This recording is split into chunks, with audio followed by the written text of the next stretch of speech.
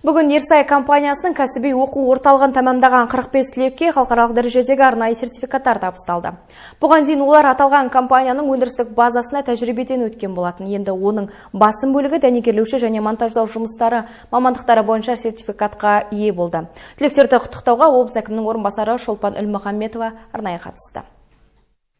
Нұрсұлтан Көбеген кәсіби оқу орталығын дәнекерлеуші мамандығы бойынша тамамдаған түлектердің бірі. Бүгінде ол халықаралық дәрежедегі сертификатпен арнайы диплом иегері атанды. Енді ол осы құжатпен кез келген компанияда өз мамандығы бойынша лайықты жұмыс таба алады. Халықаралық дәрежедегі сертификат тіпті шетелге барып жұмысқа орналасуға да мүмкіндік береді. Сөйдегілерден естідім.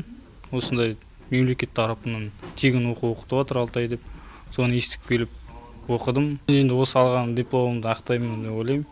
Қуаныштымын өте. Бұл Маңғыстау облысы әкімдігінің ұсынысымен Ерсай компаниясының қолдауымен жүзеге асырылған әлеуметтік жоба. Басты мақсаты аудандағы жұмыссыздықты жоюға бағытталған. Ерсай компаниясы өкілдерінің айтуынша, мұндай оқулар жұмысшы мамандығының дәрежесін арттыруға септігін тигізіп қана қоймай, жоғары дәрежелі маман дайындауға көмектеседі. Оқу орталығының түлектеріне әкімшіліктегілер де қолдау көрсетіп, жұмысқа орналасуларына септігін тигізетіндерін атап өтті. Ерсай мекемесі қазір орналасқан қуаттылығы 20 мың тоннаға дейін жететін металлық құрылымды завод болатын болса, осындай мына теңіз операцияларын қолдайтын әлі де 17-18 нысандар салынатын болады. Сол кезде бірнеше мыңдаған жұмыс көздері пайда болады. Оның барлығын игеретін, соларды жасайтын осы мамандар. Міне сондықтан осындай дайындық. Жиналғандар түлектерді құттықтап, жұмыстарына табыс тіледі. Түлектер өз кезегінде ел экономикасының дамуына өзіндік үлес қосатындарына сенім білдірді. Луиза Малачаева, Фархат Шатқам, жаңалықтар.